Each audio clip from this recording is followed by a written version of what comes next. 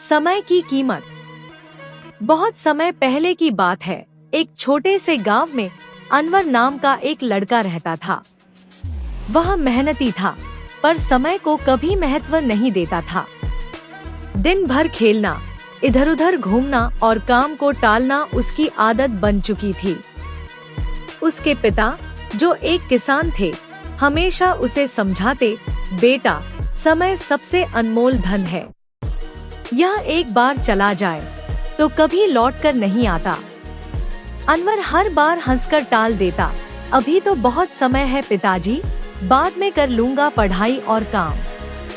एक दिन गांव में एक संत का आगमन हुआ। सभी गांव वाले उनकी बातों से बहुत प्रभावित हुए। अनवर की मां ने उसे भी संत से मिलने भेजा। संत ने अनवर से पूछा, बेटा, तुम बड़े होकर क्या बनना चाहते हो?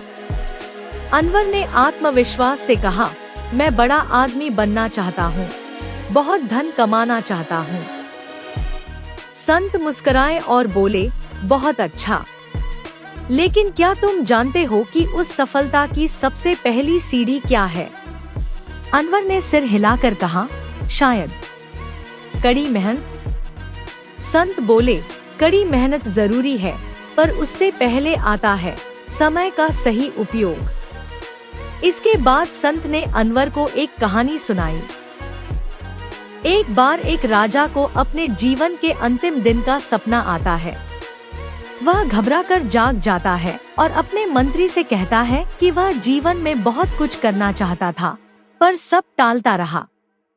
अब जब जीवन का अंत पास है तो वह बहुत पछता रहा है। वह कहता है कि अगर समय उसे एक मौका और दे दे तो वह हर पल का सही उपयोग करेगा, लेकिन समय कभी वापस नहीं आता। वह राजा धनवान था, पर समय का मूल्य नहीं समझ पाया और अंत में खाली हाथ ही गया। संत ने अनवर से कहा, समय अमूल्य है बेटा, तुम खेलो, मस्ती करो, लेकिन समय का एक हिस्सा अपने भविष्य को बनाने में भी लगाओ। उस दिन अनवर की आंखें खुल गईं। उसने तय किया कि वह अब से समय का सही उपयोग करेगा। उसने पढ़ाई में ध्यान देना शुरू किया, पिता के काम में हाथ बंटाने लगा और अपने हर काम को समय पर करने की आदत बना ली। सालों बाद वही अनवर एक बड़ा अफसर बना। जब लोग उससे उसकी सफलता का राज पूछते तो वह बस एक ही बात कहता, मैंने समय की कीमत समझी, यही मेरी सबसे बड़ी पूंजी थी। शिक्षा, समय सबसे अनमोल संपत्ति है।